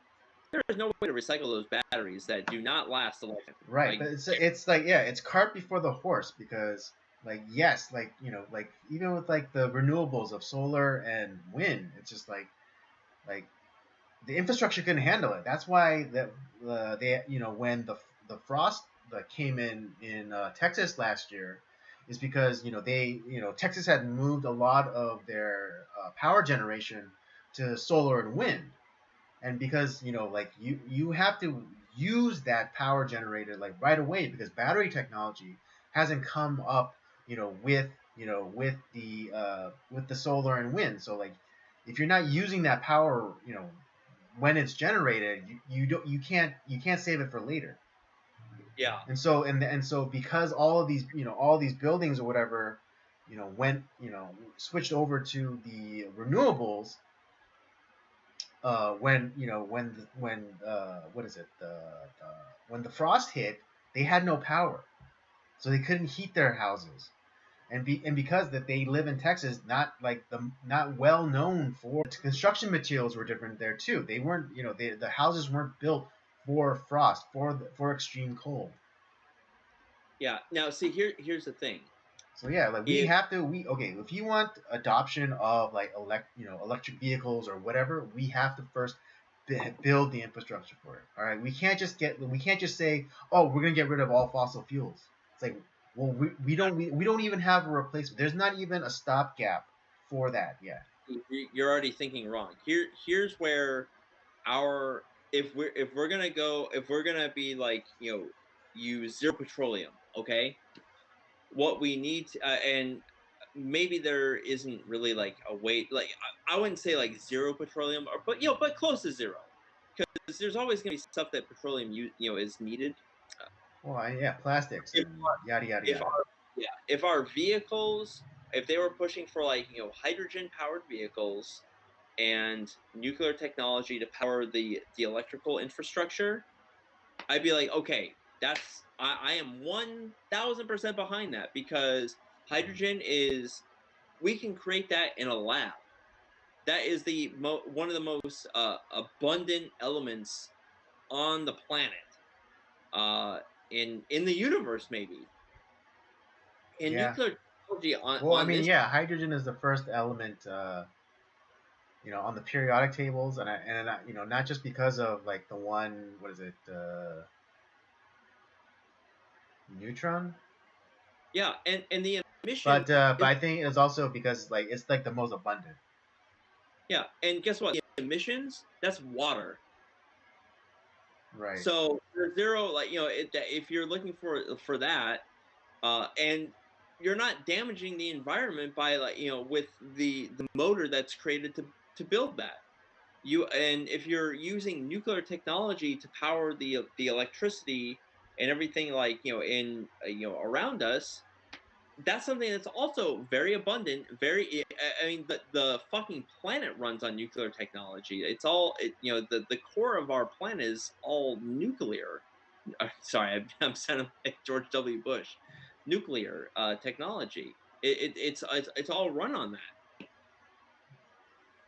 Right, but say, but here's the thing: they essentially they want to cut the limb out from under them right now. Like with this whole idea of replacing fossil fuels or like petroleum. Let's say petroleum, because fossil fuels is stupid. But petroleum.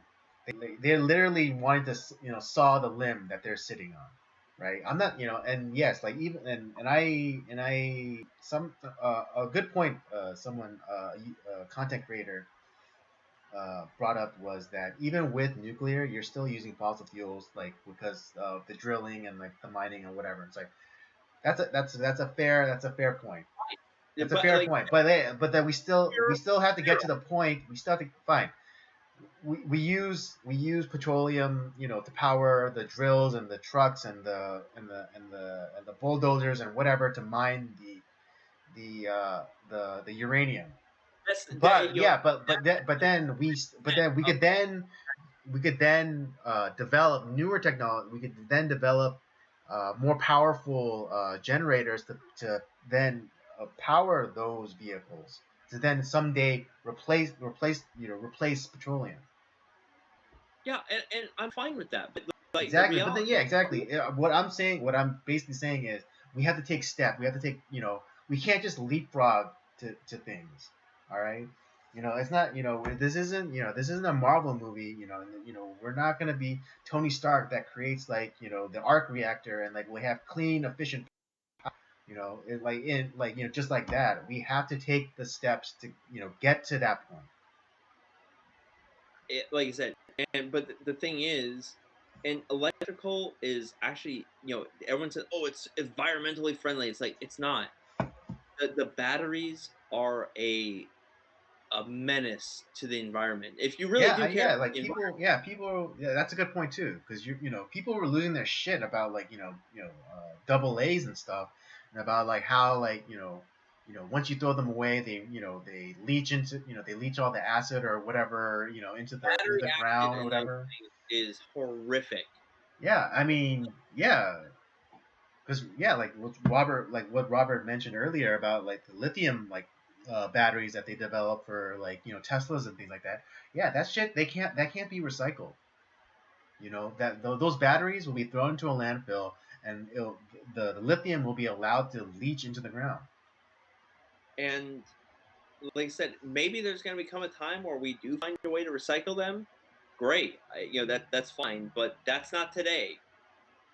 And the fact that because we have the people that are involved in electric and solar and wind turbines, it's a special interest group that is in the pocket of a lot of these, so-called environmentalist politicians. That's why, like, when there's actually a real things that we could do to, like, change our, the supposed environmental climate, going to hydrogen fueled cars or technology to power our homes and most of the things that we do, they're not going to do it. It's what William Randolph Hearst did to the hemp market. I'm not talking. I'm not like one of those like weird, oh well, it's marijuana was made illegal because of William Randolph Hearst. No, that's not. Yeah, marijuana is definitely part of the hemp plant, but hemp is actually like a really useful material that was vilified and made illegal because you had William Randolph Hearst who was like, oh no, I own all these like paper mills and I don't want my business being cut into, so fuck that. And he had a lot of power and money and changed a lot of the laws so that it eliminated the competition. And that's exactly what's happening today. And it's the same fucking thing. Right. Yeah. To that point, yeah. If you want to keep people away from something, you have to either make them afraid of it or you have to make them hate it. I mean, just like what Robert mentioned about William Randolph Hearst and like hemp. Yeah, like he was one of the primaries on the demonization of weed. It's like, oh, That's like what where we get reefer madness. Yeah, reefer madness, and it's like, oh, like, yeah, like, it'll turn men into like sex crazed, maniacs, and it'll make your daughter into a floozy. So like, so that's how they got people to, either fear or hate, or hate hemp. And not just like marijuana, because like just like any other plant, there are different breeds, different strains. Yeah, and now, like I said, I am not a marijuana smoker. I don't promote. I don't think it's a good thing in society. But I recognize that, like, the majority of that plant that is a useful material that is been proven to be very great material that should be used. Yeah, I mean, yeah. What is it? Uh, I think hemp was like part of the original recipe for paper. The Chinese recipe for paper. Yeah, it's a Um, very resilient what is material it? that, A lot of the founding fathers grew hemp on their plantations. yeah, Um, it's oh, just this is where, like, people always talk about like money and politics and all this stuff, but like we need to get rid of these fucking special interest groups, that are lining the pockets of our politicians. It's like it, it's because when they put all this money in these people's pockets, and when those guys get into power, they will say and do whatever they need to do to get into the office. But then when it actually comes time, they're going to do everything that the people that put them there, they're going to do those things. And that is something that needs to be fixed in some way. People should not. right. First of all, Yeah. the cost of running a campaign should not be so astronomical that the because political office is not meant to be run by the most rich, the richest members of our society. It is a temporary office that is meant to be like, where people run for a certain time in office, to serve their community, to serve their country in a way. And a lot of the people that have done those, have been in those offices, they didn't get rich off of them. They, in fact, left those offices in dire straits. Many of our founding fathers, they were in debt after they left the presidency. Yeah. Uh, Yeah. I and think in modern times, I think Truman was the last he was the poor. last He was the guy last poor president when he went, to leave the office. was fucking in debt and poor as shit when he left the office. When he left office, Right. And yeah, just really quickly, a lot, talking about like special interests and things like that. I know this is not going to be very popular, but like yeah, like people want to lionize Donald Trump because he's like, oh, he's a millionaire. He doesn't need to take special. Donald Trump took $1 million from Pfizer for the inauguration. that doesn't surprise me at all. He was the second highest paid person by Pfizer. You know, the first highest paid person was Who? Joe Biden. Oh, that also doesn't surprise me. The Pfizer gave him 2 million. They gave Trump 1 million for the inauguration, for his inauguration back in uh, I 2016. see that, and that's where, like, that's one. And so That's another and knock. that's why people want to say like, oh, like Joe Biden's the one that's pushing. Well, technically the vaccines and stuff were developed under Trump, and he was the one to roll them out, and the defense would be about the defense would probably be, oh well, even if you were if you got that second term, he wouldn't have mandated them though. We'll never know now. I will never know. We'll never know But now. here's the thing: is based off some of the things that Trump is saying now, I'm like, well, he may have. Maybe Yeah, not the mandate. exactly. We'll never know now, but Yeah, like, but he still took that money from Pfizer. He still was the one, who got it rolled out in 9 months. Um, and I'm not saying like, and I'm not saying that he was a bad president. He did a lot of good things, but I think if you're Well, honest, if you're honest, you would say and you would note that the last, because of like the Corona stuff, like he really shit the bed there toward the end. Gold star. those last months were awful. Yeah, those last months were just. I do think that he wanted to, reopen by Easter. But I think someone from Pfizer came up to him and said, "Hey, remember that $1 million that we gave you? Yeah, Like, just right, and like hold off on where, that shit." and, And what did he do? and He that's held where he didn't lift the emergency orders. He didn't. that's where you're,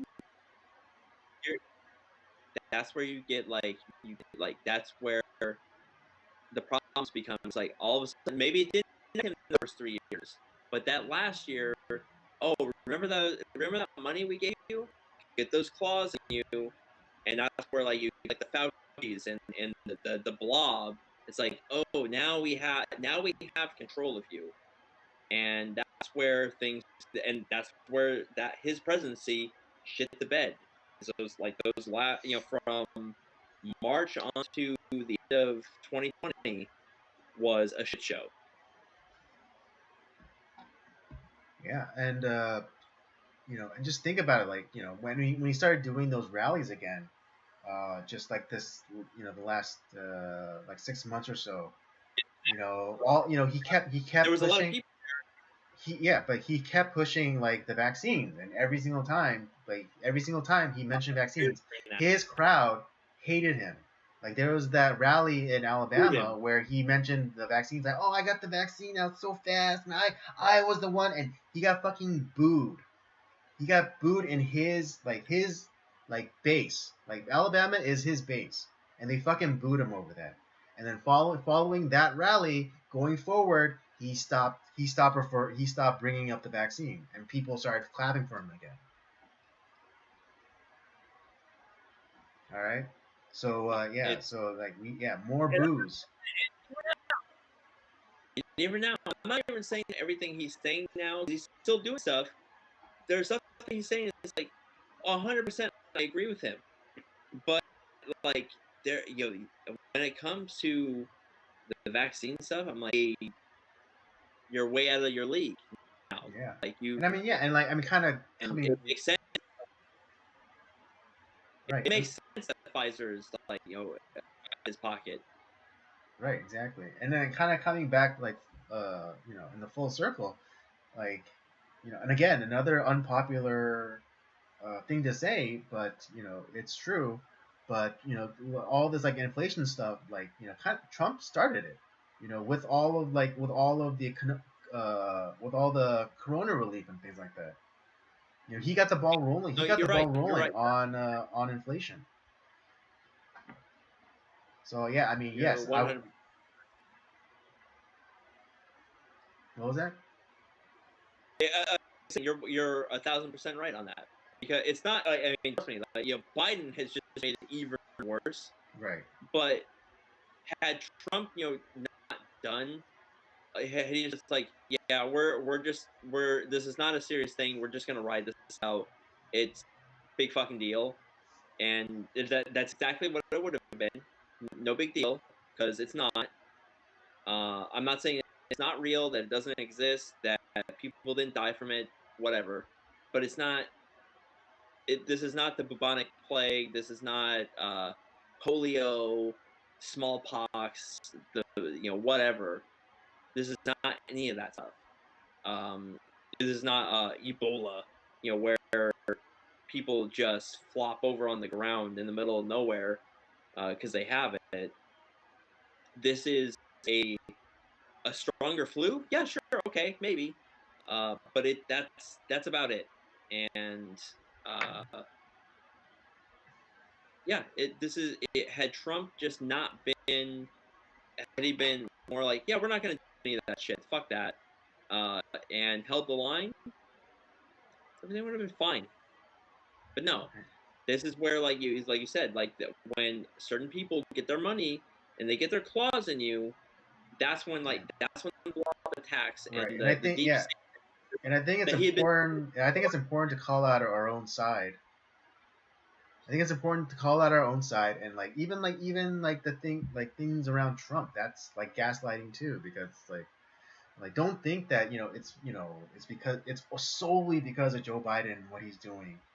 That a lot of things that we're dealing with now is because it happened under Trump. And yeah, like it sucks because like who knows, like if like Corona wasn't a big thing, or if he took a firmer stance and and was said like, oh yeah, we're done with that, we're gonna reopen our country, Or on Easter or whatever, it like it might have been better, but yeah, we can only analyze what happened. had he just done nothing, it's like, no, we're not going to close down our country. We're not, or yeah, we're going to shut down like maybe our borders to certain countries, but we're not going to mask, we're not going to social distance, we're not going to do any of that stuff. We're going to live our normal lives, and we're going to close our borders for a temporary amount of time, and we'll let it sort itself out. And that would have been just fine. I would have been okay with that. Because guess what? That's the thing that happened with like swine flu and SARS and bird flu and all these other things that were supposedly like these horrible pandemics that were going to kill us all. And like, oh wait, it didn't happen. Yeah, my more conspiratorial mind thinks that those were just test runs to see like how malleable the general population could be to that sort of thing. Yeah, and then that's where like, but this is where you're right when you get these people where it might not be like right away, but when push comes to shove, it's like, hey, remember that money we gave you? Um, well, now's the time to pay up, and you get those claws in you, and they've clearly had their claws in guys like Dr. Fauci and a lot of the blob because they don't care. They have like no soul. They're just like gingers. They have no soul. So they Good callback. yeah, it's like so. Of course, and then Trump allows these people to have the control of the situation. Like, why do you think that like he never, at the time, never denounced Dr. Fauci, never like, hey, you know what, fuck this guy. I'm the president, not Yeah, like him. again, what was it? Like he had that interview with what's his face? We'll do a live guy.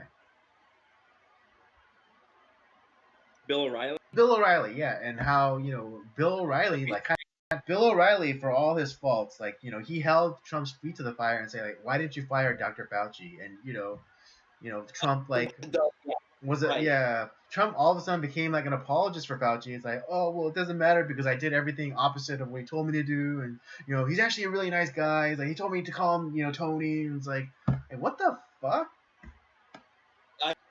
It's like I'm just like, what the fuck? Are you serious? Ridiculous. And that's why I was like, as much as I'm not a huge fan of Bill O'Reilly, I was like, yeah, he's right. He's kind of right. That Dr. Fauci should have been gone long ago. Mm-hmm. And I'm totally for. Like, I know it's going to get vetoed, but there's this bill that's out there where especially if we take back if the House and Senate are take back from in this upcoming election, the fact that if we have our representatives who control they can't fire Fauci, but they control the purse strings of Dr. Fauci.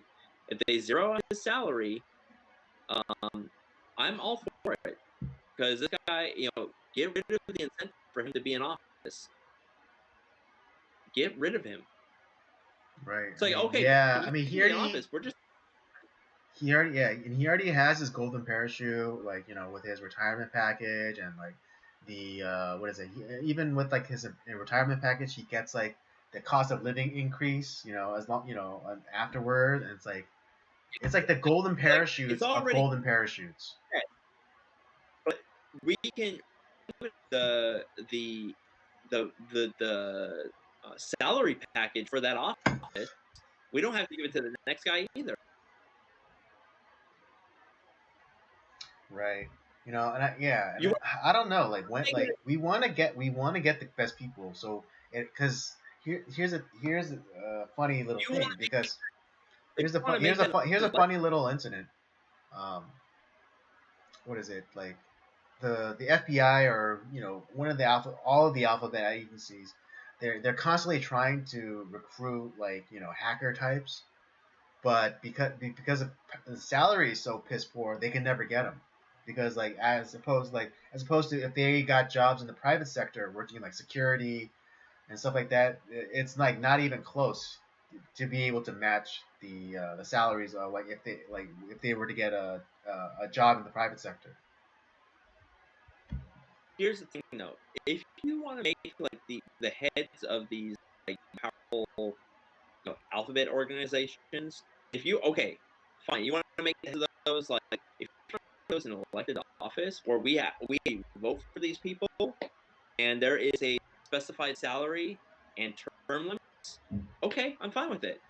You want to pay him more, amount of money for for like 8 years, okay, fine. That I'm totally okay with that. But then when that time is up, fuck him. He's out. Yeah. I mean, You can't. there. We I can't mean, have power since 1979. if a county sheriff is elected, then why can't the director of the FBI be elected as well?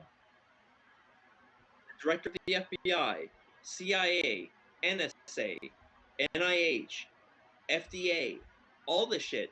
I'm not saying like every drone that works in those organizations, like that's something else. But the heads of these organizations should be voted in. There should be a set salary. Sure, anyway, should be held, like, especially if they supposedly serve the public good, they should be, what is it? They should be answerable to the public. Dr. Fauci should not be in. He is approaching 50 years in that position. Yeah. That's bullshit. And he's gotten everything wrong. Agreed. Yeah, he got everything wrong with this. He got everything wrong with AIDS. He's held every position during the last 2 years. It's like masks don't do anything. Masks do something. Oh well, like, just wear it inside. No, actually, you have to wear it outside. It's like, I lied about masks because I didn't want a run on them. Oh, if one mask worked, then two masks work just as well. It's just common sense. It's just common sense, and on and on and on. He's literally held every position. So he can't be proven wrong. Yeah, exactly. And he's like, it's like that old Bugs Bunny cartoon where he Bugs is able to cover, like, every position, like first base, second base, third base, shortstop, catcher, pitcher. He plays, he covered all the bases. Yeah. Oh God, it's so fucking awful. It's you know how I feel about. I want radical term limits on every elected office. I don't think that people should be in Congress or Senate for like 100,000 years. It's like you get to, and to be honest, I think like any elected office, like, okay, you want to be the governor of California? Great. You can be the governor of California, but you don't get to be in any other office. You don't get to like run for Senate or president or anything like that. It's like you get to run for office for 2 terms, wherever you want to be. Like, you want to be mayor, you want to be governor, you want to be a senator, you want to be president. That's it. You get 2 terms. And if is it just for executive position though? I'm talking about any elected office, like, and because a lot of these people fail upwards, they suck as a mayor, then they become a sucky governor, and then they become a sucky senator, and then they become a crap ass president, and they never hold a private office in their life. They are at the government their entire career, and I'm tired of it. They Well, fail yeah, I upwards. mean, yeah, I know, yeah, I get, yeah, and I know your position, and I know your position, but like, but by that token, then if that model were in place, then someone like Ron DeSantis would never be able to run for president. And like I said, maybe it's not a viable thing, but I want as much. Well, see, this is where, like, yeah, I totally get your position, but like, this is where I would then introduce like non-consecutive, and especially for what is it? Uh, yeah, I would advocate for non-consecutive terms. So like if you were 2 terms, it depends on like it would depend on like how long you serve. So if you were like a two-termer, then you'd have to wait 10 years before you can run for president. Or let's say like you're a congressperson, and you were in Congress for 1 term, you have to wait 3 years before you can run again. And if you're in Congress for That may see this is where we work this out. It's never gonna happen, but work this I know, out. yeah, this is fantasy politics. I get it. We're doing fantasy politics right now, but because is we're gonna lose a lot of the good people, but you know what? We're gonna get rid of a lot of the bad doing that. Right. No, exactly that, and I think we could still accomplish. We could still accomplish that if we put in impediments, obstacles. So like, yeah, like if you again, like if you let's say like if you are a successful 2-term governor and you have aspirations for the presidency, then it's like let's see like, since you already did 2 years as a governor, we'll make you wait 10 years. 10 years to be president. And I think that'll be like deterrence enough. So like all the bad governors who do 2 terms, like will like say like, oh, is it worth it to wait like 10 years to like run as president? It's like, no, I'd rather go get rich in the private sector. Yeah, and that's fine. You want to be a private sector guy? Go for it. That's fine. Right. Exactly. And I'm saying like having like those like non-consecutive terms in place might incentivize them to to see like who's really in it to like to do the altruistic thing and serve the people, or find out or try their hand at in the private sector. Yeah, because I think what, and actually I am more I'm starting to see what you're saying, because it's actually a good idea, because that helps get rid of like the Skeletors of like exactly because like let's say right, because what's the term limits for Congress people? None. Well, no, I mean like because there's no. No. I mean like how long is there? How long are they usually a representative for? Like 2 years? How long term? I think it's like, is it 6? Hold on, let me look it up real fast. It's actually like it's a longer run than the presidency, I believe, but they don't have term limits. That means that they right. But I just want to know like, okay. No. Okay, yeah, it's 2 terms. So it's 2 years, 2-year terms. So they're represented for 2 years, and then they have to elections, and they have to be reelected. Oh, I think I'm thinking state elected officials, where some of their terms are 6 years. Right. Okay, but for Congress though, it's 2 years. 2 years term. Okay, so if you are a senator for 2 years, that for 2 terms, that would make it 4 years. you have to wait 8 years to run again. I'm all for it. Yeah, so like again, like it depends on like how long you've served in that position. And again, like we could still like do like the term limit things where it's like, okay, a representative can't be a representative for more than